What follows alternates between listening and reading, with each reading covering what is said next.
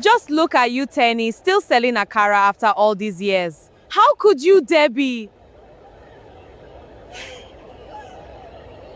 Everybody in Umuedo thought Teni's life had ended the day she started frying Akara by the roadside. Her friends left for the city, found soft life, posted luxury online, while she stayed behind, inside smoke, hot oil, and silent struggle. But sometimes, the people life delays are the same people life is preparing to surprise everybody with. Hello beautiful people, welcome back to African Tales by Golden. My name is Cynthia, and on this channel we bring you emotional, touching, and spine-tingling stories that will keep you hooked from beginning to end. If you enjoy stories like this, don't forget to subscribe, like this video, and share your thoughts in the comments. Let's begin. Life after NYSC in Nigeria can humble somebody very fast. 1 minute, you and your friends are shouting, "We move! Next stop, Lagos! Big babe season!" Next minute, you are pricing Gary with calculator. Now, in Umuedo that year, 3 girls were the main characters of the village. Teni, Amara, and Debbie. If you saw those girls together, you'd think they had already made it in life. Always laughing, always dreaming, always talking about their future husbands like wedding invitation was already printed. Especially Debbie. Kai, that girl loved enjoyment. If rich man passed once, Debbie's neck would turn like standing fan. "I cannot come and suffer," she used to say. Amara too was almost the same, but her own was more organized. She wanted stable husband, stable house, stable life. Very simple. Now, Teni? That girl was different somehow. Not lazy, not dull, just quiet. Too quiet sometimes. While her friends were shouting about Lagos and marriage, Teni was always calculating something inside her head, peeling groundnut quietly like village councillor. One evening, Debbie snapped. "See this girl. Teni, don't tell me you want to marry for love." Oh. Amara nearly fell from the bench laughing. Love? In this Tinubu economy? Even Teni laughed small, but she just shook her head. One step at a time. That was Teni's problem. She was never in a hurry. And honestly, that used to annoy her friends, because the rest of them were under pressure, heavy pressure. Their mates were already getting engaged, relocating to Lagos, posting pre-wedding shoots, shouting "God when?" Meanwhile, all 3 girls were still in the village, submitting CVs like sacrifice. But among them all, Teni's situation was the worst. After NYSC, she searched for work everywhere. Nothing. Interview after interview. "Sorry, we'll get back to you." Nobody got back to anybody. Then, life decided to add extra pepper. Her father died suddenly. Just like that. Everything scattered. The small shop her mother managed started collapsing. Debt entered from every corner. House rent, hospital bills from before her father died, younger brother's school fees. Food self became prayer point. Adulthood hit Teni like downfall break. The girl changed overnight. While Amara and Debbie were still chasing Lagos dreams and rich men, Teni was calculating how to keep food inside the house. One afternoon, her mother said quietly, "Teni, we may have to remove your brother from school first." That statement broke her heart, because Teni loved that boy die. That night, Teni cried silently under her wrapper till morning. Then the next day, she carried one old frying pan outside. Her mother stared at her. "Teni, I want to start frying Akara." Her mother almost cried. "After university?" Teni forced a smile. "Mama, people must eat before they dream." And that was how it started. Every morning before sunrise, Teni sat near the roadside junction frying Akara beside hot oil and smoke. At first, people pitied her. Then later, They started mocking her because village people, if your suffering lasts too long, it becomes entertainment. Some people would buy Akara and still insult her. Such a brilliant girl. What a waste. University graduate inside smoke. Teni would just smile politely. But deep down, a thing used to pain her. Especially whenever she remembered the life she once imagined for herself. Meanwhile, life was moving fast for Amara and Debbie. Very fast. Debbie finally got herself one rich Abuja boyfriend. Omo, that girl disappeared from Umuedo immediately.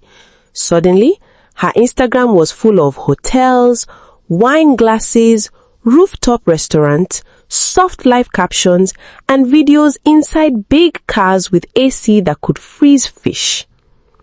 Amara too later got office work through one connection in Owerri.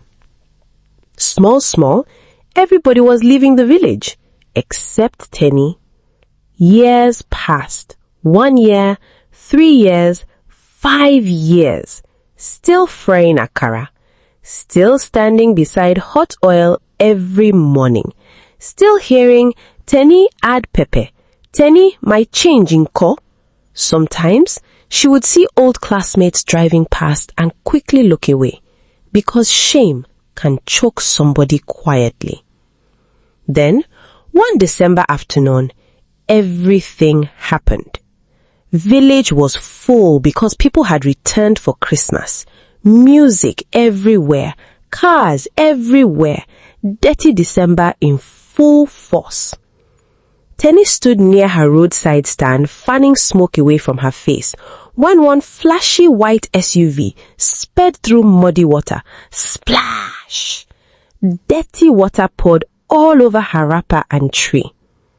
The car stopped briefly, then the tinted window rolled down slowly. Debbie, with big sunglasses, long nails, long bone straight, Amara sat beside her laughing already. Omo, Debbie shouted. Teni? Teni froze. For 1 second, nobody spoke. Then Debbie looked at the Akara stand, looked at Teni's oily hands, and burst into shocked laughter. No be joke. You still did do this thing? Amara covered her mouth laughing. Teni, after all these years? People nearby started looking. Teni suddenly became aware of the smoke on her body, the oil stains on her fingers, the muddy water dripping down her legs. Debbie shook her head dramatically. My dear, this village nearly finished you. The two girls laughed hard. Then the car drove off, leaving muddy water, dust, and silence behind. Teni stood there without moving. Then, quietly, she bent down and continued frying Akara, like nothing happened. You know the painful parts? Teni wasn't even angry they laughed at her. She was ashamed they saw her like that. After that day by the roadside, Teni stopped expecting kindness from people. Not because she hated anybody. She was just tired. Tired of the pity, the embarrassment, the way people looked at her like life had defeated her. So she focused on work instead. Every morning, Akara, beans, hot oil, smoke. Every evening, body pain. That became her life. And somehow, the village got used to seeing her there. Like roadside pole. Permanent. Meanwhile, Debbie. Madam Soft Life. That girl was living online. Every week, na new location. Abuja today. Lagos tomorrow. Vacation next week. If Debbie posted picture inside bathroom safe, the bathroom looked richer than some people's apartments. And her followers? Omo, they worshipped her. Body, soft life ambassador. Who is doing it like you? Debbie enjoyed every second of it. Especially because deep down, she liked knowing Teni would probably see the posts. One afternoon, she even posted, "God forbid struggle." Teni saw it while eating Gary inside plastic bowl. She simply locked her phone. No reaction. But Tepenamo, small. Now, Amara's lives looked more stable. She had moved to Weri and gotten office work through one uncle's connection. Nothing flashy, but at least she wore heels to work and complained about traffic like serious career woman. Anytime she came back to Umuedo, village aunties would start smiling proudly. Amara is doing well. Very responsible girl. Compared to Teni, Amara looked successful. And human beings like comparison too much. One Saturday afternoon, Teni was frying Akara when two secondary school girls stopped nearby. One whispered loudly, "See her. Now this girl graduates top their department oh." The other girl looked shocked. Now wow. Teni pretended not to hear, but her chest tightened. Because sometimes shame no dey shout. It just sits quietly inside person. Now, one thing about suffering, it can make people disappear from your life slowly. Calls reduced, messages reduced, even friendship reduced. Debbie barely checked on Teni anymore unless she wanted to show off one new achievement. And whenever she called, na indirect insult full her mouth. "Teni, you are still in that village? My dear, live there before poverty hugs you permanently." Then laughter. Always laughter. One evening, Debbie called on video unexpectedly. Teni picked immediately, only to discover Debbie was inside one expensive restaurant with her boyfriend. The man was older, very older. Big wristwatch, deep voice, luxury everything. Debbie turned camera proudly. "Teni, greet Collins." The man waved casually without even looking properly. "Hi." Then Debbie smiled sweetly. "My baby is taking me to Zanzibar next month." Teni forced a smile. "That's nice." Debbie tilted her head. "You self, when last did anybody take you out?" The question entered somehow. Not because Teni wanted luxury, but because she suddenly remembered she was getting older and life was still standing in one place. That night, after closing from the roadside, Teni got home exhausted, only to meet her mother coughing badly again. Hospital bills returned like yearly subscription. She sat outside later that night alone. No light, no noise, just darkness and mosquitoes discussing politics around her ears. Then quietly, she cried. Not loud, just small tears falling silently, because sometimes strong people get tired too. Meanwhile, far away in Abuja, Debbie's own soft life was already cracking small. But online, everything still looked perfect. You know that thing about social media? Sometimes the people posting "living my best life" are one heartbreak away from shouting at generator repairman. But from outside, everything still looked perfect, especially Debbie's life. By now, Madame had upgraded completely. New wigs, new accent, new lifestyle. If Debbie entered Umuedo now, even the village boys would stand properly. Every time she came home, people gathered around her like she was returning from Grammy Awards. "Ah, Anna, Debbie, you are freshin'. Abuja fits you oh." And Debbie enjoyed it. Kai, that girl loved attention like plantain loves oil. Meanwhile, Teni, still frying Akara. Same junction, same smoke, same heat. Only different was that she hardly talked much again. Life had made her quieter. One afternoon, Debbie returned to the village again for Christmas. As usual, she came with noise. Perfume first entered before her body. Even small children followed her car. Onyibo Pepe.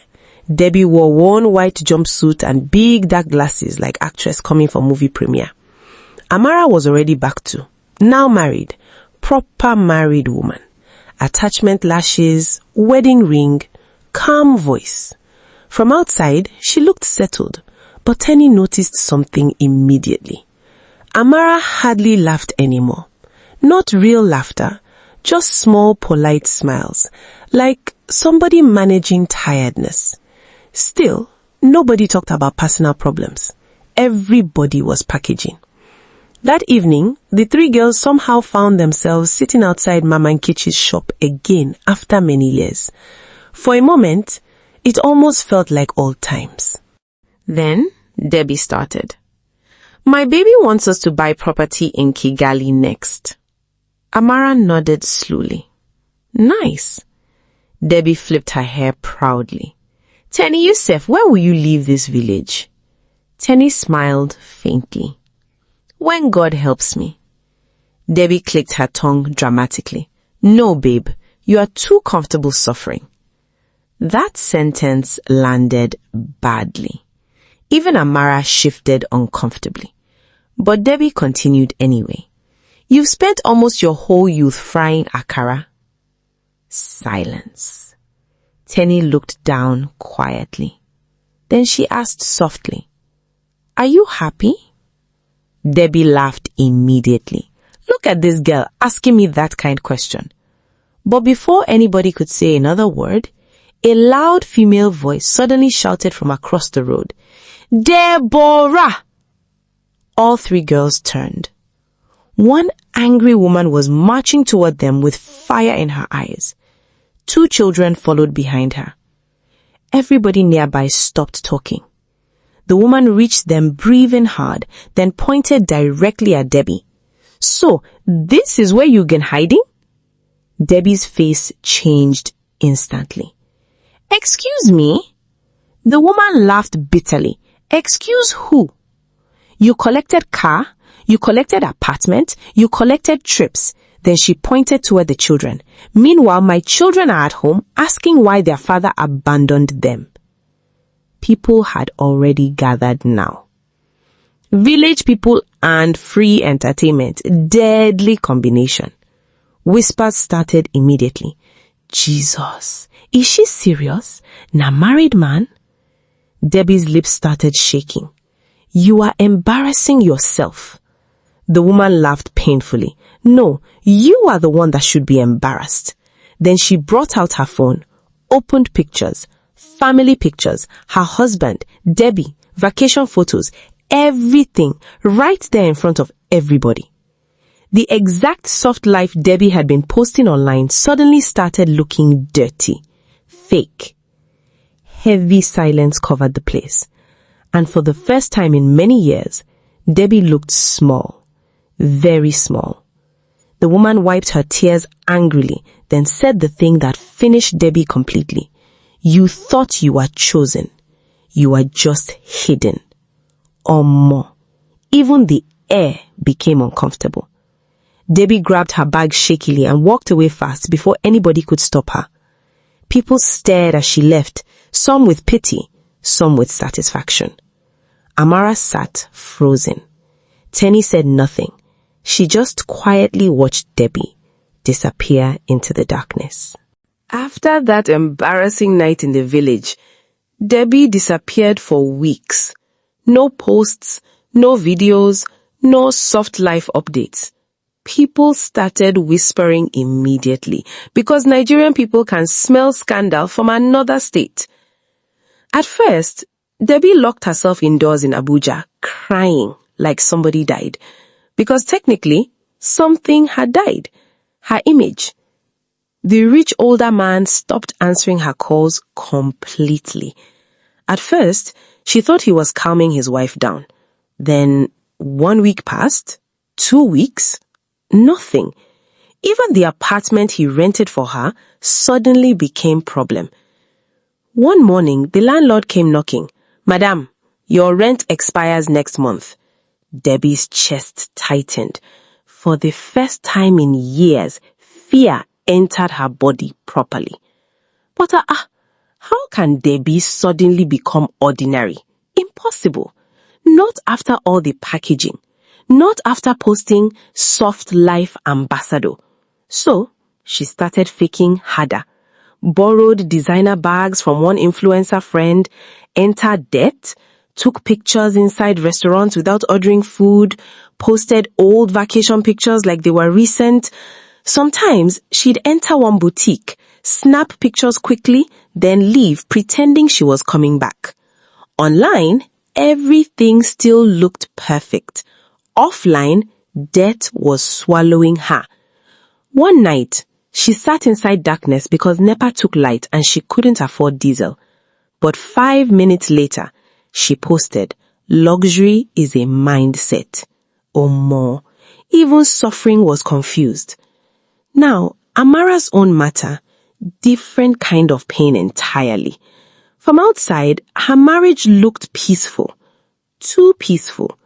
Matching pajamas, Sunday couple pictures, hubby did this, hubby said that.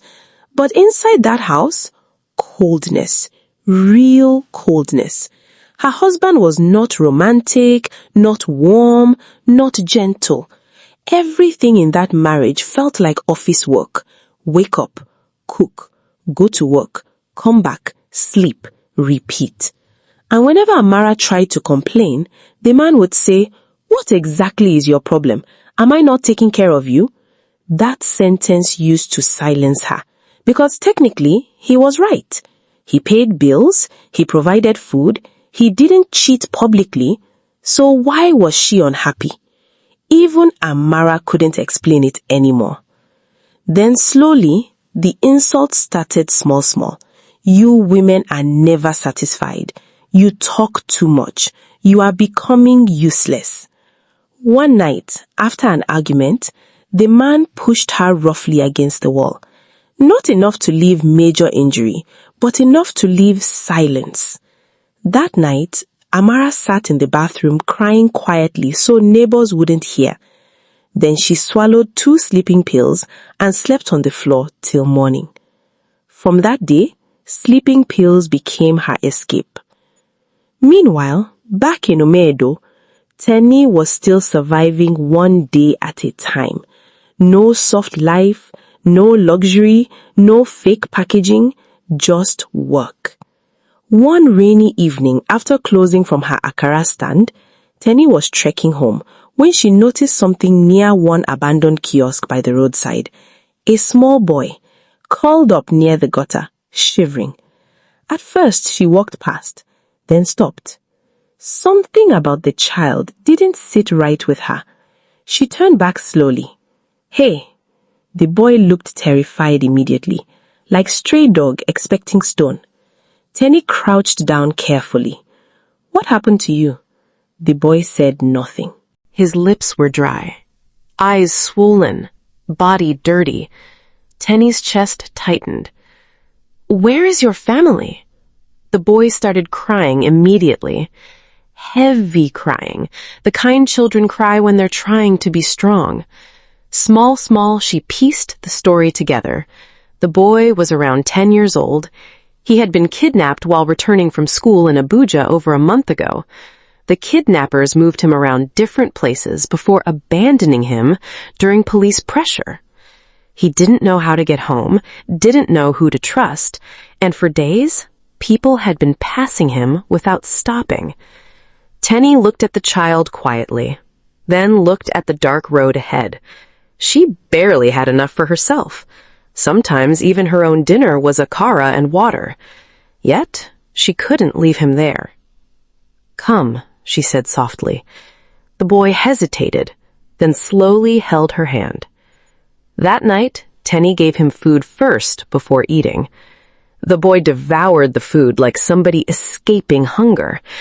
After eating, he looked up at her carefully and asked, "Auntie, I can sleep here?" Omo. Something broke inside Teni that moment, because nobody should sound surprised that they're allowed to sleep safely.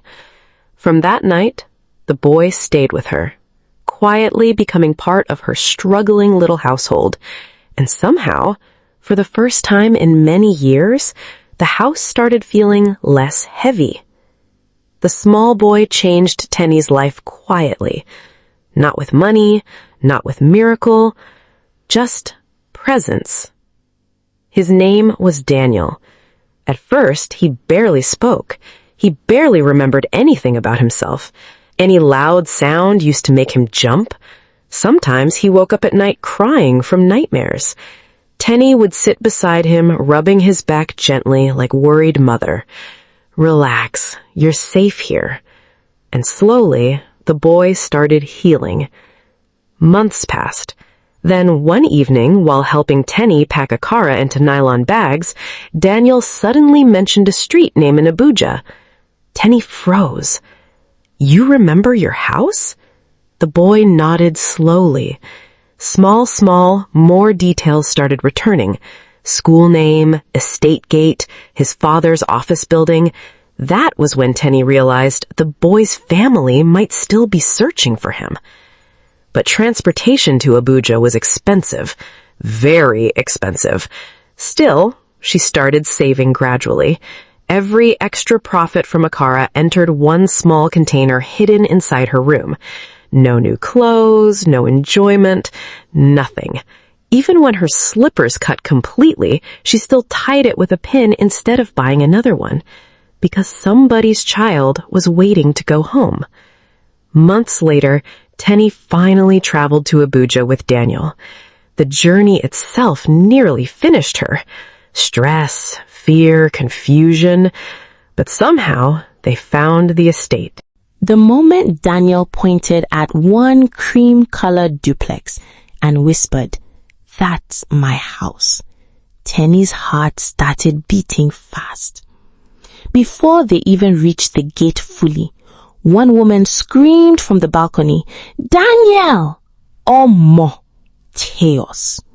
The woman ran downstairs barefoot, crying uncontrollably. Another man rushed outside immediately. Security men, neighbors, everybody shouting at once. The mother held Daniel so tightly, like she was afraid he would disappear again. The father stood frozen for seconds before hugging the boy too. Teni quietly stepped back, because that reunion, that kind of moment, is too heavy for interruption. It was later Teni discovered who Daniel's father actually was, a billionaire businessman, one of the biggest names in Abuja. The family had spent months searching quietly after the kidnapping. Police, private investigators, media, nothing worked until one Akara seller from Umuedo simply stopped and showed kindness. The man kept thanking Teni repeatedly, but honestly, she felt uncomfortable with all the attention, because to her, she only helped a child, that was all. Before she returned to Umuedo, the family begged her to stay in Abuja for some days. Hotel, food, everything paid for. Teni refused at first, but Daniel held her hand tightly. "Auntie, please don't go yet." That boy had become attached to her deeply, so she stayed small. Now, meanwhile, life had become very messy for Debbie and Amara. Debbie's fake lifestyle finally collapsed publicly after creditors started dragging her online. One woman even posted, "Return my bag," before posting motivational quotes. Internet finished Debbie completely. As for Amara, her sleeping pills had increased badly. One night, she nearly overdosed accidentally after another terrible fight with her husband. That scare shook her deeply. For the first time, she admitted to herself, "I'm not happy." The scary thing about pain is this. Sometimes people smiling online are barely surviving offline. Now, 1 week later, Daniel's father organized a massive charity event in Abuja for missing and vulnerable children. Big event, politicians, businessmen, press, influencers, and because Debbie was desperately chasing opportunities again, she attended. Even Amara followed through one office connection. The two old friends had not seen each other properly in months, Both looked exhausted, just packaged differently. As they entered the decorated hall, Debbie whispered, "If I can just meet one serious connection today." Amara forced a small smile. Then suddenly, the MC announced, "Before tonight's donations begin, there's someone very special our host would like to recognize." The hall clapped politely. Then Daniel's father walked onto the stage, holding microphone quietly. His voice changed immediately when he started speaking. "Months ago, my son was kidnapped." Silence entered the hall instantly. "My family lost hope." Debbie and Amara looked up properly now. "But one woman, a complete stranger, found my son abandoned and cared for him when nobody else stopped." Then he smiled emotionally and said, "She didn't have money. She didn't have influence, but she had kindness." Debbie felt something tighten inside her chest immediately. Then softly, the billionaire said, "Please help me welcome Teni." The entire hall erupted into applause, and when Teni walked onto the stage, Debbie froze. Amara's mouth opened slowly. No way. Simple gown, simple hair, simple everything. Yet somehow, she carried more peace than everybody in that room. Debbie suddenly remembered the muddy water, the insults, the laughter. This village nearly finished you. Meanwhile, the same woman they mocked was now standing under bright lights while important people stood up clapping for her. Life has a way of embarrassing pride quietly. The billionaire continued emotionally. There are rich people who would have ignored that child. There are comfortable people who would have walked away, but she didn't.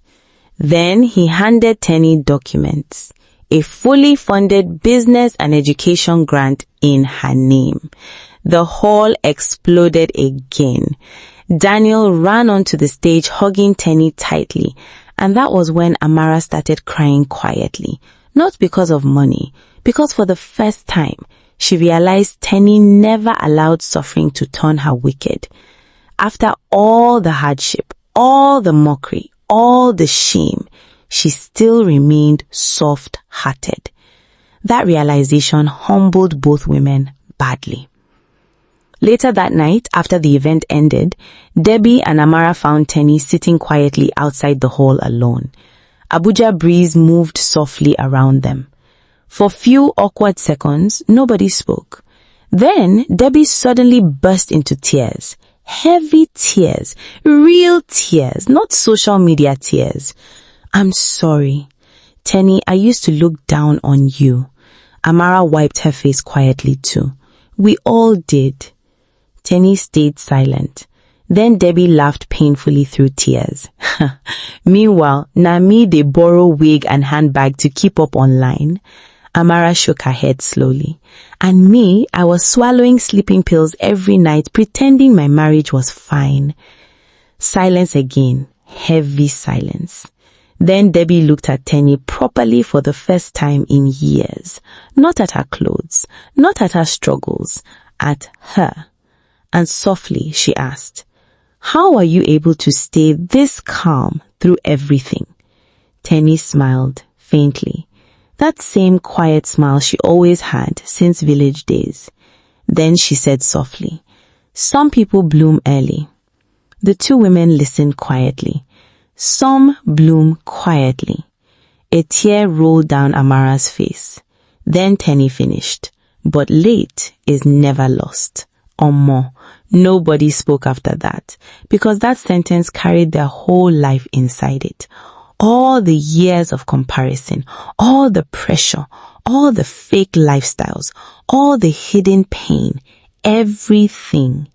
Then Teni looked at both women again and said softly, "Everybody was busy trying to arrive first. Nobody stopped to ask if they were arriving happy." That line broke them completely. Debbie covered her face crying. Amara looked down, shaking her head slowly, because for the first time, they understood the real lesson life had been trying to teach them. Success is not who marries first, not who leaves the village first, not who posts luxury first, not who looks successful first. Because many people are packaging pain inside beautiful pictures, and many people carrying peace look unsuccessful from outside. Teni never became special because she suffered. She became special because suffering did not remove her kindness.